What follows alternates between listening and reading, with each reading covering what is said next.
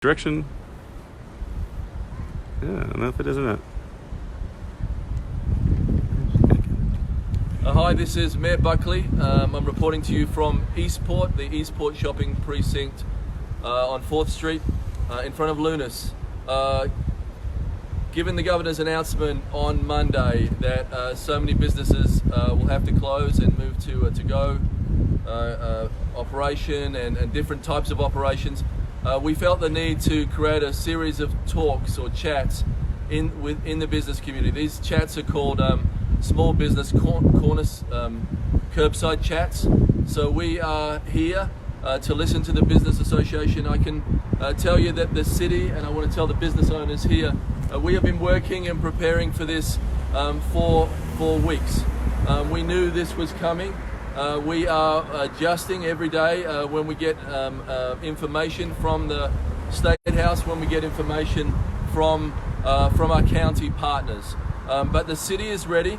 I have been, you'll have heard this on other reports, we have been to our public works operations centers throughout the city to make sure that they are ready. So the most important thing throughout this crisis is that we have essential services, that the trash gets picked up, that the police arrive, that the water is clean, all those important things that you have to weather this kind of unprecedented thing that we're all facing. So as of Monday, our health crisis has become an economic crisis.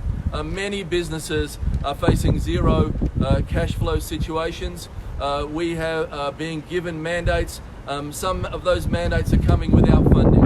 So we have pulled together a team in the city to sort of let you know what we know. I want to let you know that the city is a partner in this. You will never have anything bad happen to you from the city through this thing. We immediately stopped cut-offs of water or any kind of utilities that the city is in control of. We actually reversed some of the ones that we had done a few days ago. We know fresh water, clean water is essential to getting through this. We have people in the mayor's office and in the city that are answering the phone 24 hours a day. Any questions you have, they can be answered through this city. I'm here today with our Director of Emergency Management, Kevin Simmons, and our Head of Economic Development, Stephen Rice. I'm going to pass it over to Kevin to let you know where we are as a city in terms of emergency management. We have an excellent team. We have a command center for emergency management. It's like something out of a TV show. We know what's going on in every part of the city. So I want you all to know that you're in safe hands and we're going to get through this together. Please, Kevin. Thank you, Mayor. And Mayor, thank you for your leadership in this public safety health crisis. Maryland's number of confirmed COVID-19 cases are growing. It's important that we all work together and support the effort to prevent the spread of COVID-19. What I'm going to do here is kind of give you the latest stats, and the stats change by hours. So the latest is number of confirmed cases is 149. We've had one death. We've had 9 cases in Anne Arundel County. Baltimore City's had 11. Baltimore County has 13. Calvert has 1. Carroll had 4. Charles 2. Frederick 1. Hartford 5. Howard County had 18. Montgomery County had 51. Prince George County 31. Talbot County, Wycomico County, and Worcester County had 1 each. So, as you can see, this public health emergency is growing, and we need to take it very, very, very seriously. The city has 10 objectives that it considers in any preparation and planning for this public health emergency. These objectives serve as our guiding principles in our response to stop the spread of COVID-19. So here's our incident objectives that we go by. Number 1 is to provide for the safety and well-being of the Annapolis community for the duration of the COVID-19 event. 2 is to provide and maintain core essential functions. We're going to have all the core essential functions in the city of Annapolis government. We're going to keep them running. Collaborate with Anne Arundel County Health Department and the health officer to limit the burden and the spread of the disease, to minimize the social disruption and reduce economic loss. Number 4 is to provide needed stabilization or treatment to those citizens and employees directly affected by COVID-19. Number 5 is to identify and respond to any loss of basic life necessities caused by COVID-19 to any disadvantaged citizens and any citizens with functional needs. Number 6 is to provide the timely release of appropriate and accurate information to the public for the duration of the COVID-19 event. 7 is to provide assistance, direction, and support for City of Annapolis employees affected. Number 8 is to collaborate with federal, state, local, and other partners on pandemic planning and response. Number 9 is to maintain public order. And number 10 is to minimize the impact of business disruption and its effect on the local economy. So what can you do to help us to prevent the spread of COVID-19? So of course you heard it, I'm gonna say it often, and you do it often. Wash your hands. Make sure you're washing your hands for at least 20 seconds, soap and water. If you don't have that, you can certainly use a hand sanitizer. And 20 seconds is the equivalent of singing the happy birthday song twice. Make sure you practice social distancing like we are here. We all are 6 feet away from each other. And you need to practice social distancing. If you're sick, stay home. If you're sick, stay home. If you're over the age of 60 and you have a pre-existing medical problem like cancer, diabetes, or heart disease, you want to limit your non-essential travel during this time. Make sure you have a 2-week supply of food and water in your home. Do not panic. Unless your family has been placed under quarantine, the current Department of Homeland Security guidelines recommend you buying just enough food for a 2-week supply. Hoarding supplies takes away items from other people that really need it. If you have symptoms like fever and respiratory difficulty, make sure you call your doctor. Or you can call the Health Department Warm Line, which is 410-222-7256.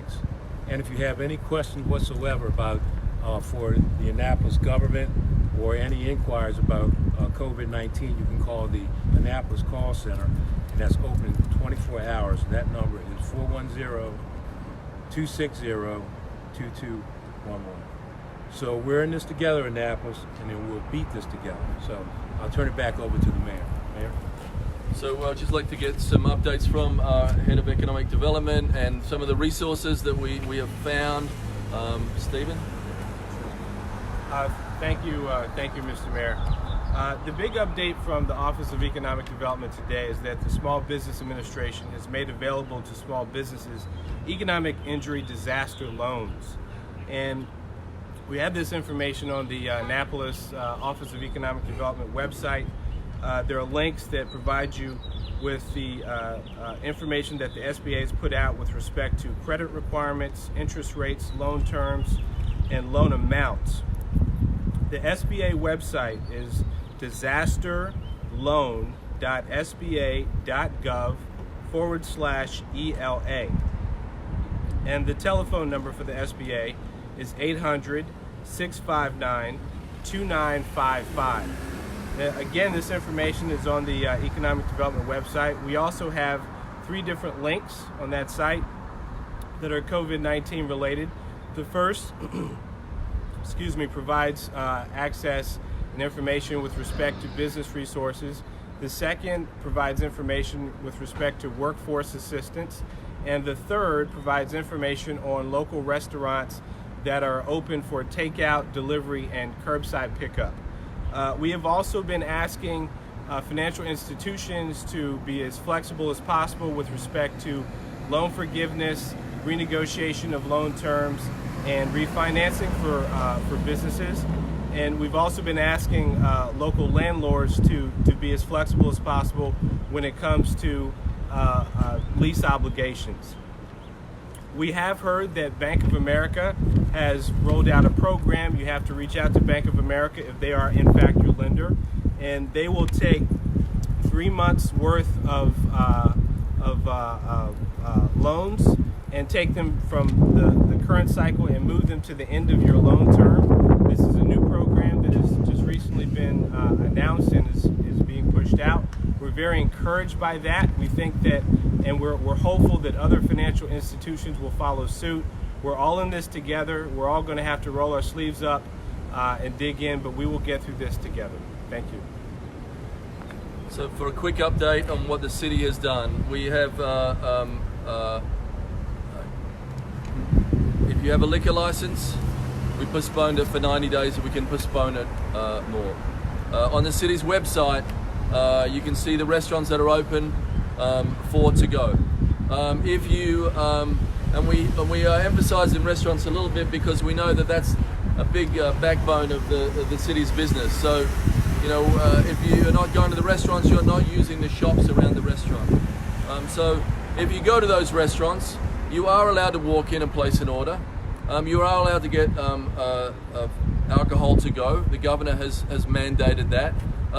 We still have to observe open container laws, so you can't open a container there, but you can take that to go alcohol with you. Thank you to the governor for his leadership on a lot of those fronts. There are many things that the city is doing in terms of reaching out, in terms of supplying things for a disadvantaged population. But what we are here for is the business community. We need to get some feedback from you. We need you to know that we are your partner throughout this. And I'm going to sort of turn it over to any questions that we have on today's event. If anybody has a question, Alex. Yeah. So I guess I would like to ask you, given your communication with the governor, what are the likelihoods, or can you tell us the likelihood of an overall shutdown in Maryland, and what that would look like? I know that California and New York are looking at takeout as an essential as well. I'm assuming that would roll over with us as well. But do you have any indication of when that might happen, so we can prepare for that situation? So I can tell you that the city has their meetings, department head meetings at 3 o'clock, because every day we have to react to what the county or the state have done. But I want the public to know that if the governor decides that we are going to move to shelter in place, and if the governor chooses the right model, that society still continues. You still have to go to the grocery store. You still have to go to the drugstore. I believe hot food and drink from restaurants is an essential part of keeping the glue and keeping the fabric together of this society. I'm going to push for that. Bike shops. The bike shop owners have reached out to me and said, we are busier than ever because people want to have an avenue to get out of the house. If you are outside and you are exercising, if you are getting sun, you are making yourself stronger. You are making yourself more resistant to what we're all dealing with. So the shelter in place is not the end of the world.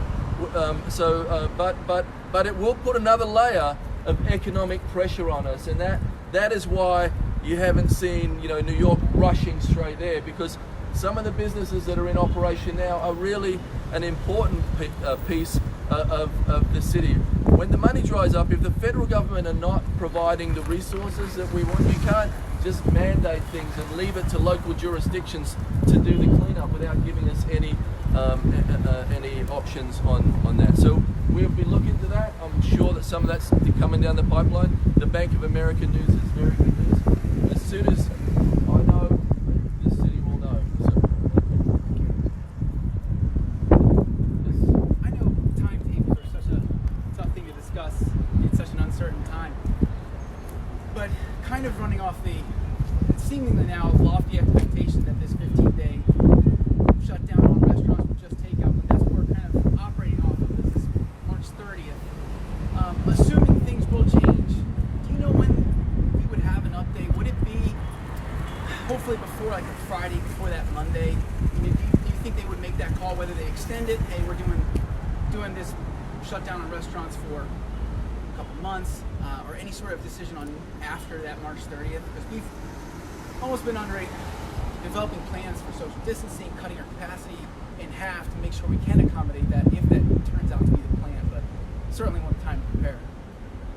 So I can tell you, before Monday's announcement, we had signs prepared for all the restaurants that said, we practice social distancing, we encourage curbside pickup, come on in and support your local business. But it's not up to us. We get this handed down from the state, and I understand the governor has to do what he has to do to protect the citizens. So we're in full support of his decisions. The trends don't look good for this to just be a 2-week thing. And I know a lot of people are just staying open to support their hourly employees. I know no one here is making any money, but because this is a community with a heart, you are keeping operating as a to-go business just so you can get a little bit of money to those hourly employees that we all know have just been put out on the street through this, and they're the ones that are going to be dealing with this the most. The bartenders and the kitchen staff that really don't have the access that some of us might be lucky enough to have. So I want to say that I appreciate that to all of you guys that are keeping your business open. Thanks for thinking of the little guys. And but I would say it does not look positive for that from what we see overseas and what we see interstate. Can I ask a question kind of in lieu of that? Yeah. I'm just curious, is there something that will determine when restaurants can open? What will determine that? I mean, is that something that's statewide and the governor has to make that determination? That is the governor's. Yeah. Is it are those decisions based on cases? How many cases are shown? How many people are actually sick? Or is it just a period of time? I know you don't have the exact answer, but what does it take to move forward? What is required to move forward so restaurants and businesses can continue to reopen? So Governor Hogan has been very, very aggressive, and I applaud his leadership. I do as well. He's trying to slow this thing down, but I think when I did this yesterday, I was reporting it was 107, and now it's 140 something. Understood.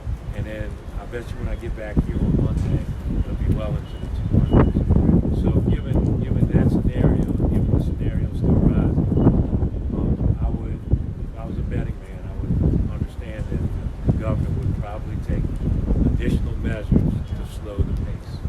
But what would it take? What has to happen? I guess my question is, what has to happen in the world environment, in our local environment? What has to happen, or what do we need to see, or what does the state need to see to say, okay, we can start at least discussing the reopening of businesses? I'm just curious, as we watch the news and as we watch the media, God willing, we're going to see positive things come down the line eventually.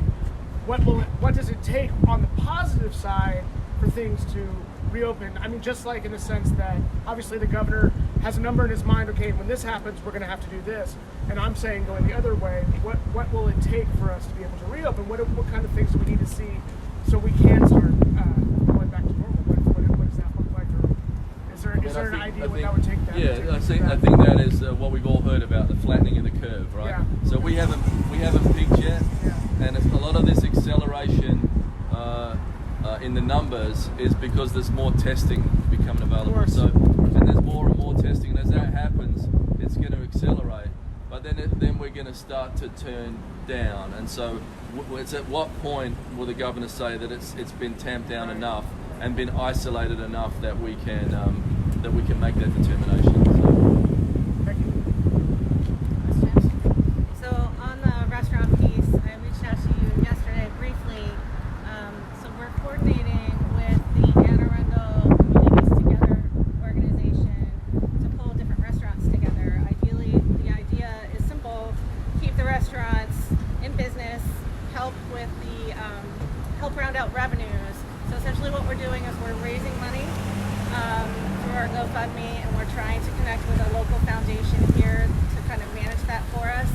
But we've currently got about 17, 18 restaurants, not just in the city, but across the county. And we are working closely with the Anne Arundel County Partnership for Children, Youth, and Families. So they have a number of different food pantry pickups. We're going to be at one tomorrow at the Lighthouse Shelter. So essentially we're going to be paying restaurants to prepare food that we can then distribute to those in our community in need. We have about 300 meals being delivered there tomorrow with the expectation that it's going to ramp up. So all of that being said, A, we would love your support.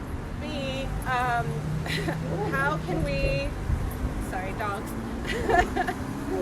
How can we expand that effort within the county? Is there an opportunity? Essentially, we're gonna be distributing money out to these restaurants to help pay their employees, to help cover the food costs.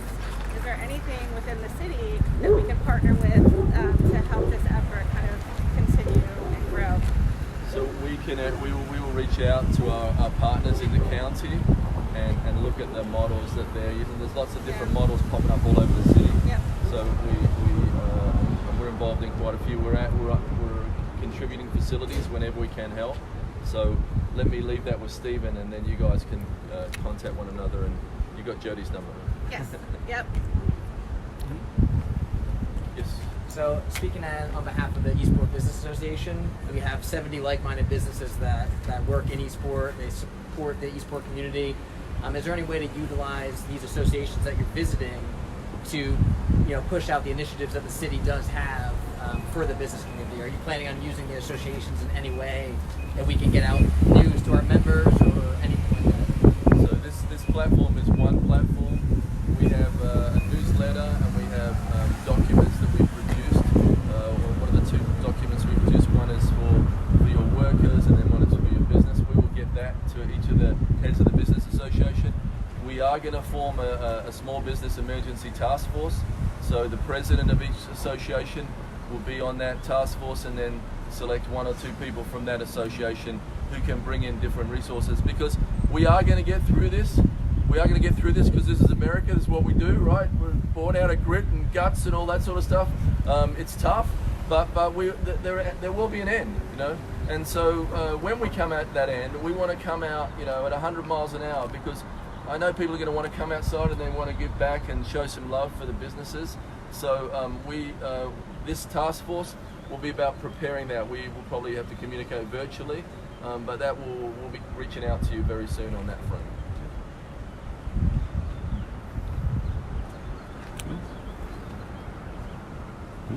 So I don't see any more questions. Again, I want to say thank you to this business association. Eastport has always been an amazing community. I feel lucky to be part of it.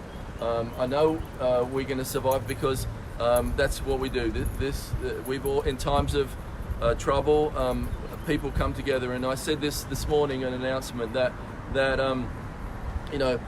all the differences that we have about religion and all the differences we have about nationalism and individualism, none of that stuff matters, because this is what's happening to the world.